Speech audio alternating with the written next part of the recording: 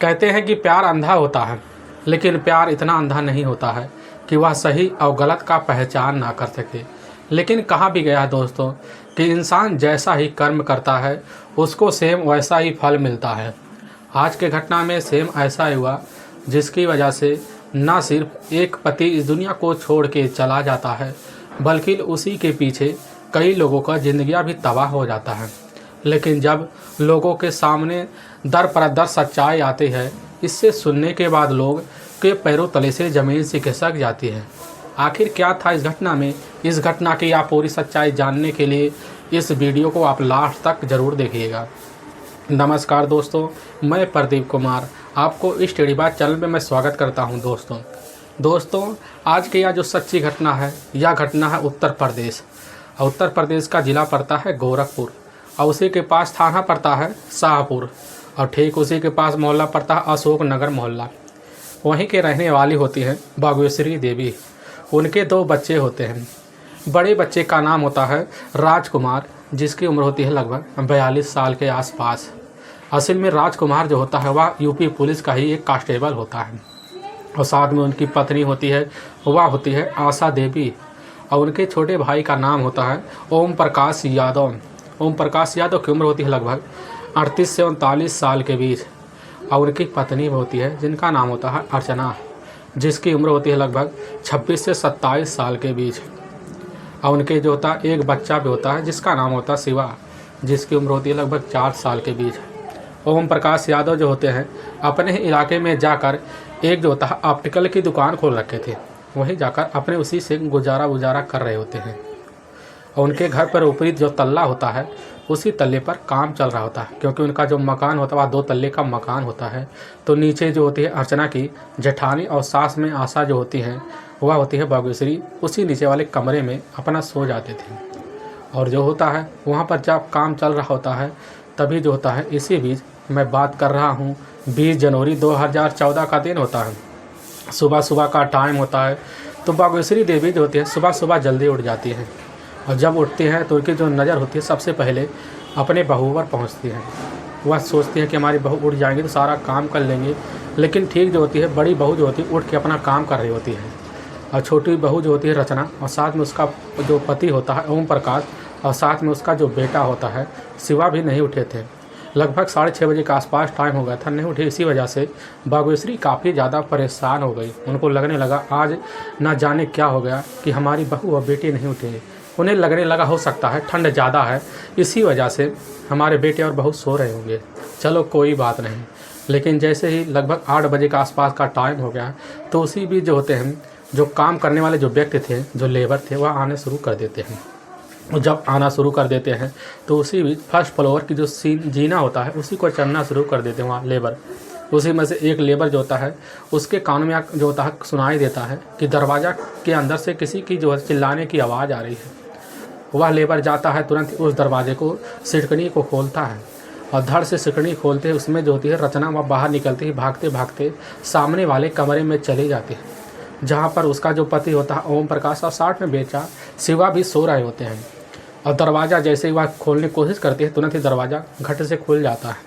अंदर का जो नज़ारा देखती हैं, देखने के बाद रचना की आंखें उसी समय फटी की फटी रह जाती हैं।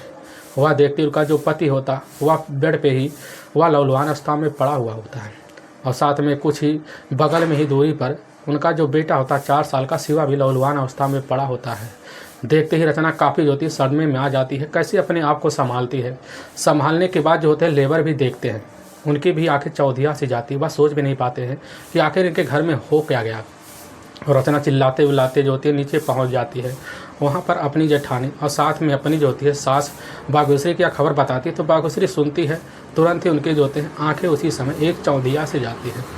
तुरंत ही वह ऊपर के तल्ले पर पहुँचती हैं और जैसे पहुँचती है तो वह भी वह नज़ारा देखती हैं तो वहीं पर गश्त खा के गिर पड़ती है, अपने आप को संभालती है। और इस चीज़ की खबर जो होता है मोहल्ले में पूरी तरह से सनसनी की तरह फैल गई होती है।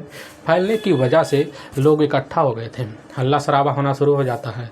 भाग्यश्री देवी को जैसे होश आता है तुरंत ही अपने जो बेटा होता है बड़ा बेटा राजकुमार के पास फ़ोन करते हैं। राजकुमार जो होता है यूपी पुलिस का कांस्टेबल था, उसके पास फ़ोन करके सारी सूचना देते हैं। और जैसे यह सूचना सुनता है राजकुमार तुरंत ही अपने छोटे भाई और जो होता है भांजे के बारे में सुनकर काफ़ी जो होता है उसको भी सदमा सा लग जाता है। और इस केस को एक्शन में लेने के लिए सबसे पहले जो होता है राजकुमार वह उसी के नज़दीकी थाने शाहपुर में कॉल कर देता है। वहाँ के थाना प्रभारी होते हैं आनंद प्रकाश शुक्ला को यह खबर तुरंत ही जैसे देते हैं तो आनंद प्रकाश शुक्ला जो होते हैं तुरंत ही अपने दल बल और टीम के साथ उसी घटना पर पहुँचते हैं। ओम प्रकाश के घर पहुँचते देखते काफ़ी ज़्यादा भीड़ लगा हुआ है, उस भीड़ को हटाते हैं और वहाँ अपने दल बल की टीम के साथ पहुँचते तो वहाँ देखते हैं उनका जो बेटा होता है ओम प्रकाश लहूलुहान अवस्था में, साथ में उसका बेटा जो होता है शिवा भी पड़ा होता है। काफ़ी बारीकी से देखते हैं, देखने के बाद मुआयना भी करते हैं, लेकिन उनकी नज़र जो होता है जैसे ही फर्श पे पहुँचते तो देखते हैं फर्श पे पूरी तरह से एकदम ब्लड सा बिखरा हुआ है, पूरा फर्श गीला पड़ा हुआ है।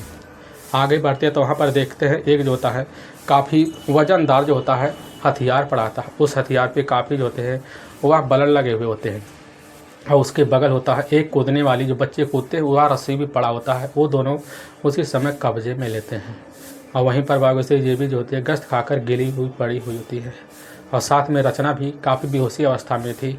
उन्हीं जैसे यह केस सोल्व कर रहे होते थे तो इसकी खबर जो होता है रचना के जो पिता होते हैं दीपचंद जो होते हैं वह मुख्यमंत्री के SCO होते हैं और जैसे ही वह सुनते हैं इस खबर को तुरंत ही इस खबर को अपने ही नज़दीकी जो होते हैं वह नेता को देते हैं। नेता के द्वारा इस खबर को जो था अखिलेश के कानों में पहुंचती है तो अखिलेश यादव तुरंत ही इस काम को जो होता है पूरी तरह से कड़ाई से सोल्व करने के लिए वहाँ के जितने भी कांस्टेबल होते हैं, जितने भी SSO होते हैं, सबको सूचना दे देते हैं इस केस को जल्द से जल्द सोल्व किया जाए।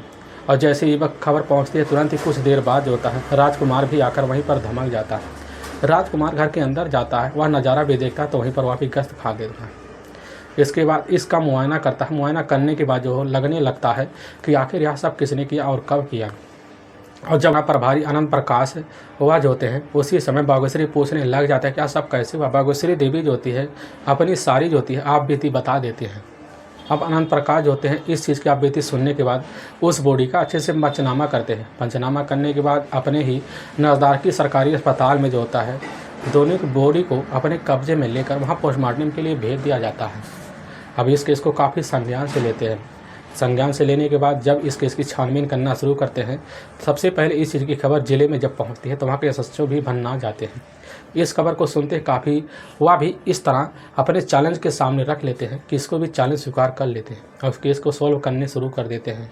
अखिलेश यादव इधर फ़ोन करके SSO के ऊपर काफ़ी दबाव मारते हैं और इस केस को जल्द से जल्द सुलझाने का भी वह पूरी हिदायत भी देते हैं, जिसकी वजह से जब वहाँ के थाना प्रभारी आनंद प्रकाश जो होते हैं जैसे वह उस चीज़ का ध्यान रखते हैं तुरंत ही सबसे पहले आप सोचते हैं क्यों ना ओम प्रकाश और उसकी जो पत्नी है अर्चना का जो होता है मोबाइल नंबर निकाला जाए। और जब इस तरह जो होता है मोबाइल नंबर निकालने की वह बात सोचते हैं तो उसका मोबाइल नंबर का जो होता है सबसे पहले ओम प्रकाश का कॉल डिटेल निकालते हैं। इधर जैसे ही ओम प्रकाश का कॉल डिटेल निकालते हैं तो इस कॉल डिटेल में कोई जो होता है ऐसा पुख्ता सबूत नहीं मिलता जिसकी वजह से ओम प्रकाश और उसके बेटे की हत्या की गई है। लेकिन जब दूसरे कॉल डिटेल निकालते हैं यानी कि अर्चना का तो उसके कॉल डिटेल में काफ़ी चौंकाने वाला खुलासा भी हो जाता है। उसी खुलासे में यह पता चलता है कि अर्चना की रात लगभग 11:30 बजे से 1 बजे के बीच होता है कई बार एक व्यक्ति से बार बार बात हो रहा था। पुलिस के सामने जो नंबर बार बार निकल के आ रहा था जब उसके बारे में पता करती है पुलिस तो पता चलता है कि वह तो फिरोजाबाद के पास एक इलाका पड़ता है स्वामी नगर। उसी इलाके का रहने वाला होता है अजय कुमार यादव, जिसकी उम्र होती है लगभग 32 साल के आसपास। जब पुलिस इसके बारे में जानती है तो इसका जब लोकेशन उस समय निकालती है तो उसका लोकेशन जो होता है वह दिखाई देता है कि इस समय वह जो होता है गोरखपुर के ही इलाके में मौजूद है। अब पुलिस सोचती है कि आखिर यह व्यक्ति था कौन, यहाँ आया कैसे। सबसे पहले पुलिस का जो होता है निगाह वह जाकर अजय कुमार यादव के ऊपर टेक जाता है। पुलिस को पूरा विश्वास हो गया था कि इसमें अजय कुमार यादव का कोई ना कोई हाथ जरूर है। लेकिन जब अजय कुमार यादव का मोबाइल नंबर का जो था पूरा कॉल डिटेल निकाला जाता है तो उसी कॉल डिटेल में एक काफ़ी चौंकाने वाला नंबर और निकल के आता है। उसी में यह दिखाई देता ओम प्रकाश की जो पत्नी होती है अर्चना के भी नंबर उसमें काफ़ी लगातार कई घंटे बात होते थे रोज़ आए दिन।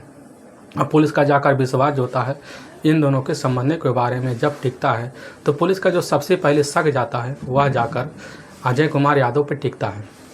पुलिस का मेन मकसद होता है कि अजय कुमार यादव को कैसे गोरखपुर से अपने कस्टडी में लिया जाए। इसके लिए पुलिस जो है सबसे पहले सोशल मीडिया का सहारा लेती है। सोशल मीडिया पे जाती है, गूगल पे जाकर जो होता है उसी समय जो होता है इस नाम को निकालती है और इस मोबाइल को डांटती है। सबसे पहले जब सर्च होता है तो वहाँ पर एक व्यक्ति का नाम सहित फ़ोटो भी निकल जाता है। जब पता डाला जाता है तो फ़ोटो निकलता है, उसी फ़ोटो में फेसबुक साइट खुल जाती है। फेसबुक साइट खुलती है तो उसमें यह फ़ोटो भी दिखाई देता है कि उसमें उत्तर प्रदेश के मुख्यमंत्री जो उस समय होते हैं वह होते हैं अखिलेश यादव। उनके साथ जो होता है अजय कुमार यादव का फ़ोटो होता है, कुछ सेल्फी ली गई होती है और साथ में उनके नीचे जैसे जाते हैं तो वहाँ पर मुलायम सिंह यादव के साथ भी फ़ोटो होता है। अब उनको पूरा विश्वास हो गया होता है कि इसमें अजय कुमार यादव का ही काफ़ी घना मकसद से हाथ है। इसीलिए सबसे पहले पुलिस का जो मकसद होता है वह जाकर अजय कुमार को पकड़ना होता है। इसीलिए पुलिस जो होती है अब तुरंत उसके लोकेशन को ट्रेस करती है। ट्रेस करने के बाद पुलिस की जो टीम होती है 22 जनवरी 2014 को ही गोरखपुर बस स्टैंड से उसको तुरंत ही जाकर घेर लेती है। और जब घेरती है तो उसी समय जैसे अजय पुलिस वालों को देखता है तुरंत ही वह भागने लगता है। पुलिस वाले जाकर उसको धर दबोचते हैं। धर दबोचने के बाद उसको तुरंत ही जैसे कस्टडी में लेने लगते हैं, तुरंत ही वह अपने आप को समाजवादी पार्टी का नेता के करीबी बताकर तुरंत ही धोर दिखाना शुरू कर देता है। थाना प्रभारी उसको कैसे के तैसे कस्टडी में लेकर थाने पहुंचते हैं। थाने पहुंचते हैं तुरंत ही वह अपना जो होता है रौब झाड़ना शुरू कर देता है, जिसकी वजह से तुरंत पुलिस जो होते हैं जब उसके सामने काफ़ी कड़ाई से पेश आते हैं तो अपना जो होता है उसी समय सर पकड़ लेता है। अब पुलिस निकाल कर उसका जब कॉल डिटेल लोकेशन दिखाती है तो पूरी तरह से अब टूट से जाता है और अपना गुनाह जो हो कबूल कर लेता है। कबूल करते वक्त तुरंत ही बोल देता है कि साहब हमें उकसाया गया है, हमें ओम प्रकाश की पत्नी अर्चना ने यह सब काम करने के लिए बोला है। और जैसे पुलिस सुनती है तुरंत ही वह जो होता है उसी समय अजय कुमार यादव को अपने कस्टडी में लेती है और कस्टडी में लेने के बाद तुरंत का तुरंत उसी के साथ जो होता है अर्चना के घर पहुंचती है। तो अर्चना जैसे ही वह देखती है अजय कुमार को तुरंत ही उसका सन्न से रह जाती है। वह समझ जाती है कि लगता है कि अब हमारा सारा भांडा फूट चुका है। वहाँ के तुरंत ही थाना प्रभारी अर्चना से जैसे पूछने लग जाते हैं, अर्चना बिना रुके टुके तुरंत ही जवाब दे देती है कि हाँ हम अपने पति और बेटी की हमने ही हत्या की है। इस बात को सुनकर साथ में जो होते हैं अर्चना के जो पिता होते हैं दीपचंद भी गश्त खाकर वहीं गिर जाते हैं। आस पड़ोस के लोग भी सन्न रह जाते हैं। पुलिस उसको जो होती है कस्टडी में लेती है, लेकिन अर्चना के चेहरे पर उदासी नहीं थी, उसके चेहरे पर मुस्कान थी। इधर अर्चना और साथ में जो होता है अजय कुमार यादव को कस्टडी में लेने के बाद जब थाने ले जाया जाता है, जब काफ़ी सबूत इनको दिखाया जाता है तो पुलिस के सामने टूटने की वजह से जो सच्चाई रखते हैं, इससे सुनने के बाद पुलिस का जो होता है और वहाँ पर खड़े व्यक्ति जो होते हैं सबका जो होता है दिल दहल से जाता है। असल में ओम प्रकाश यादव जो होते हैं आज से लगभग कुछ साल पहले जो होते हैं उत्तर प्रदेश का एक ज़िला पड़ता है गाजीपुर और उसी के पास एक थाना पड़ता है जमीनिया और उसी के पास एक इलाका पड़ता है खलील चाक ढडनी। वहीं के रहने वाले होते हैं भोलानाथ यादव, उनकी पत्नी होती है बागेश्वरी देवी और जिनके जो होते हैं 3 बच्चे भी होते हैं, जिसमें बड़े लड़के का नाम होता है राजकुमार और छोटे बेटे का नाम होता है ओम प्रकाश और एक बेटी होती है जिसका नाम होता है परमिला। और जो होते हैं भोलानाथ यादव जो होते हैं अपने इलाके में एक संपन्न किसान भी थे, इसी वजह से उनका काफ़ी जाना माना होता है। भोलानाथ यादव जो होते हैं बच्चों को काफ़ी बेहतर तरीके से उनको शिक्षा भी दे रखे थे, जिसकी वजह से राजकुमार का जो होता है उत्तर प्रदेश के ही पुलिस कांस्टेबल पद में उसकी तैनाती भी हो जाती है। लेकिन जो छोटा लड़का होता है ओम प्रकाश जो होता है वह अपने इलाके में एक नेत्र चिकित्सा पे जो होता है काफ़ी अच्छे से उसकी डिग्री भी थी, जिसकी वजह से वह दुकान भी खोल रखा था, अपना व्यापार भी करता था। लेकिन जिस तरह इनका जो होता है वक्त गुजरने लगा, उसी बीच कुछ वक्त बाद जो होता है भोलानाथ यादव जो है एक बीमारी के चलते इस दुनिया को छोड़ के चले जाते हैं, जिसकी वजह से सारी की सारी जिम्मेदारी जो होता है राजकुमार के ऊपर आ जाता है। राजकुमार जो होता है कैसे ना तैसे कर अपनी शादी भी कर लेता है, अपनी पत्नी को लाता अपने घर पे रहना शुरू कर देता है। लेकिन कुछ वक्त बीतता है, इसी बीच राजकुमार का जो होता है वह जाकर गोरखपुर के ही इलाके में हो जाता है, जिसकी वजह से अपना पूरा परिवार अपने भाई को लेकर वह गोरखपुर के ही शाहपुर का एक थाना पड़ता है, उसी के पास इलाका पड़ता है बसारतपुर कॉलोनी। उसी कॉलोनी में जाकर वह रहना शुरू कर देता है और जब रहने लगता कुछ वक्त बीतता है, उसी बीच जाकर वहीं इलाके के पास जो होता है अशोक नगर के मोहल्ले में वह अपनी खुद का एक ज़मीन लेता है। राजकुमार उसी ज़मीन पे जो होता है नए मकान का निर्माण करता है, 3 तल्ले का मकान बना लेता है, फिर उसी मकान में रहना भी शुरू कर देता है। अब जो होता है राजकुमार अपनी ड्यूटी वहीं से करना शुरू कर देता है।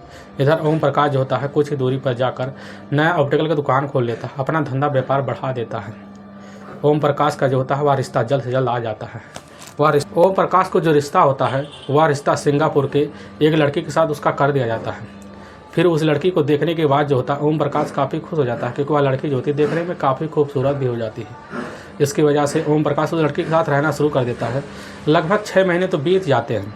जब 6 महीने बीत जाते हैं उसी बीच जो होता है उस लड़की को वह जो होता है इलाका अच्छा नहीं लगता है, जिसकी वजह से अपनी मायके चली जाती है। जब मायके चली जाती है तो वह लौट के दोबारा नहीं आती है और कई बार जो होता है ओम प्रकाश के फ़ोन करके अपने पास रहने के लिए बुलाती है, लेकिन ओम प्रकाश जाता नहीं है। इसी बीच इन दोनों के बीच काफ़ी झगड़े तकरार होना शुरू हो जाते हैं। इसी झगड़े तकरार के बीच होता है ओम प्रकाश जो होता है अपनी पत्नी को वह तलाक भी दे देता है। लगभग उस समय जो उम्र होती है ओम प्रकाश में जो उम्र होती है वह उम्र होती है 35 साल के बीच।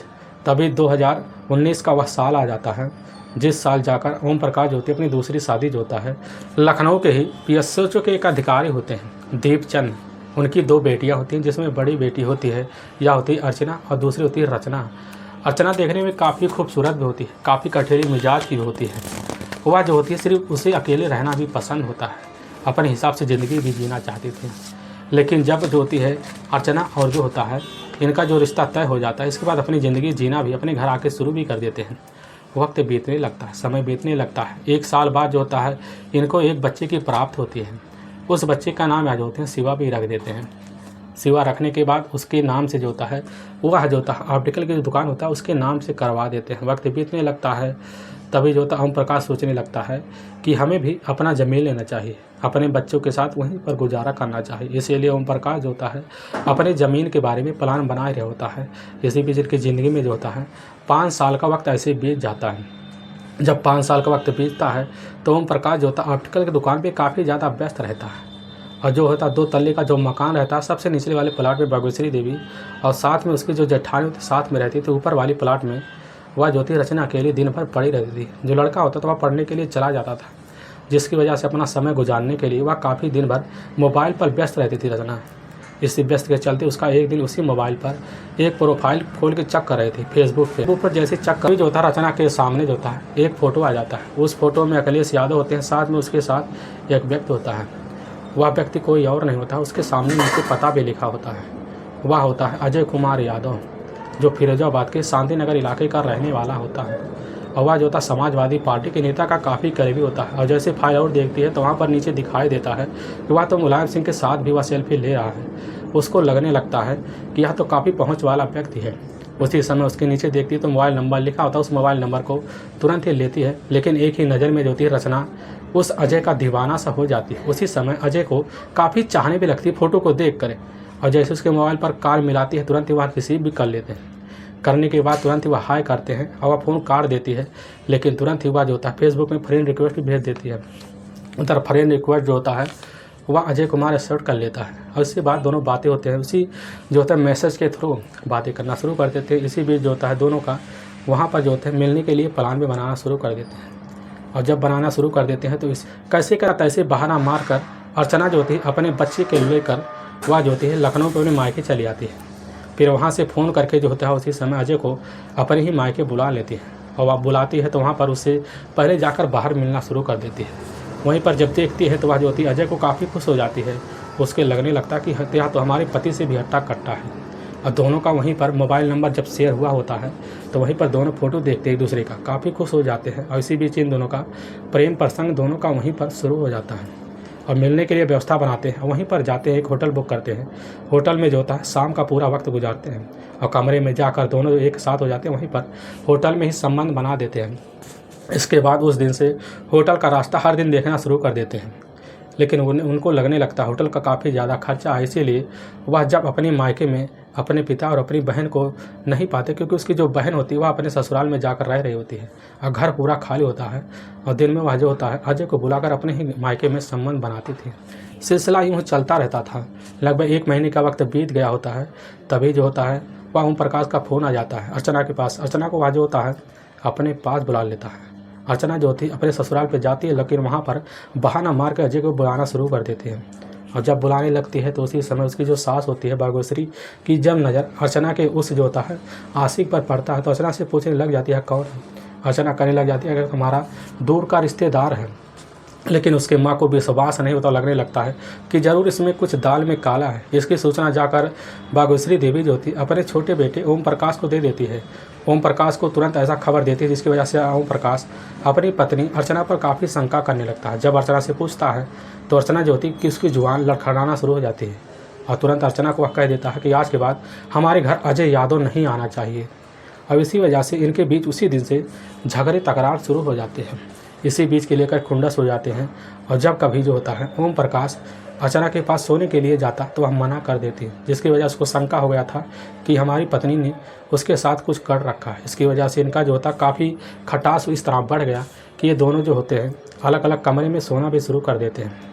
अजय जो होता अपने ही बेटे शिवा के साथ सोता था, अकेली जो होती है वह अर्चना अलग कमरे में सोती है।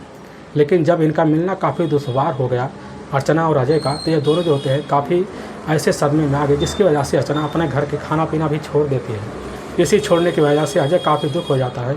तो अजय सोचता है हमारे पास क्या रास्ता है। अर्चना कहने लग जाती है हमारे पास बस एक ही रास्ता था कि अपनी ज़िंदगी जीने के लिए हमें अपने ही पति को इस रास्ते से हटाना पड़ेगा। अजय जैसे इस बात को सुनता है तुरंत ही तैयार हो जाता है और इसी तैयारी के मूड में वह समय का इंतज़ार करता है।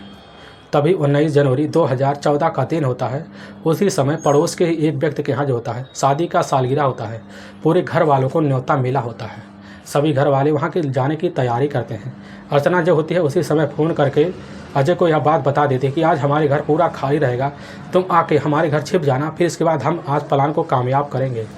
अजय जो होता है तुरंत ही अर्चना की बात मान लेता है और अपने इलाके से वह जो होता है फिरोजाबाद से गाड़ी पकड़कर दोपहर के समय जो होता है गोरखपुर पहुंच जाता है।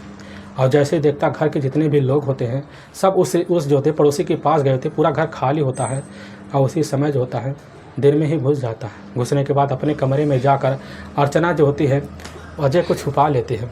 लेकिन ऊपर जो होता है ऊपर वाले तल्ले में नए मकान का निर्माण होता है, कुछ लेबर काम कर रहे होते हैं और जब लेबर चले जाते हैं तो पूरा रात का पहरा हो जाता है। रात के पहरे में अर्चना छत पे जाती है और उन्हीं लेबर का जो होता है एक जो होता है वजनदार हथियार होता है। अर्चना उसको कब्जे में लेती है, लाकर अपने पास रख लेती है। लेकिन दूसरे वाले कमरे में जाती है अपने बच्चे वाले, तो वहाँ पर देखती है कि एक रस्सी कूदने वाला पड़ा हुआ है। उस रस्सी को भी लेती है और लाकर अच्छे तरीके से छुपा लेती है। वह सोचती है कि आज हमें इस काम को अंजाम देना है, इसके लिए हमें चाहे जो भी करना पड़ जाए।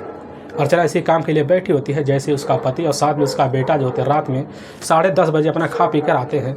वह अपना जो होते काफ़ी थके मादे की अवस्था में जो होता है ओम प्रकाश अपने चारपाई पर और साथ में उसका बेटा जो होता है वह शिवा भी सो जाता है और मौका देखती रहती है। जैसे देखती है कि ओम प्रकाश और जो उसका बेटा शिवा काफ़ी गहरी नींद में आ गए हैं, तुरंत ही वह अर्चना जाती है। अर्चना जाने के बाद तुरंत ही अजय के पास वह बोल देती है कि चलो हम इस काम का समय हो गया है। अर्चना अपने हाथ में वह तेज धार जो होता है वजनदार हथियार लेती है और साथ में रस्सी लेकर तुरंत ही पहुंच जाती है। अर्चना जैसे ही पहुंचती है तो अजय को पकड़ा देती है। उससे पूछे तो लगती है कि अब तो अपने काम को अंजाम दो।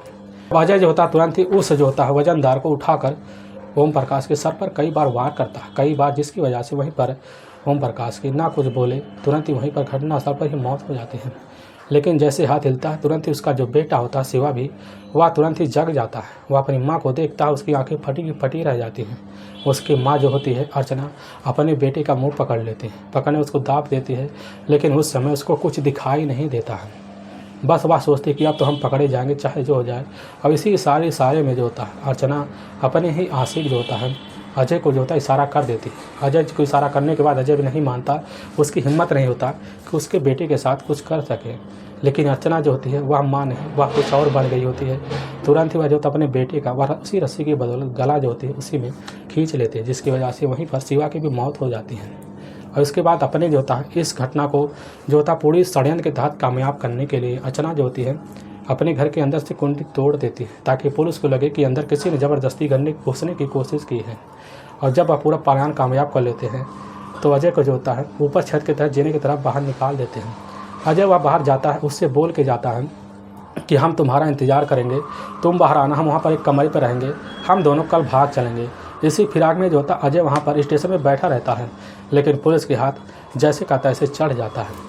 वाकई में दोस्तों पुलिस के सामने जैसे यह सच्चाई जो होता है अर्चना और अजय कुमार लाते हैं। इसी बिना पर पुलिस की जो टीम होती है काफ़ी तो सहम सी जाती है, लेकिन इन दोनों को ले जाती है, वहाँ के ही कोर्ट में पेश करती है।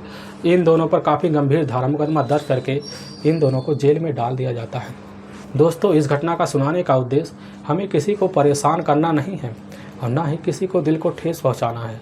बस आपको यह बताना है कि आप जहां भी रहें, आप सावधान और सतर्क जरूर रहें। दोस्तों, अगर आपको यह वीडियो पसंद आ रहा है तो इस वीडियो को आप ज़्यादा से ज़्यादा शेयर और सब्सक्राइब जरूर करें, जिससे हम आपके बहुत आभारी रहेंगे। फिर मिलेंगे एक नए एपिसोड के साथ। तब तक के लिए जय हिंद और जय भारत।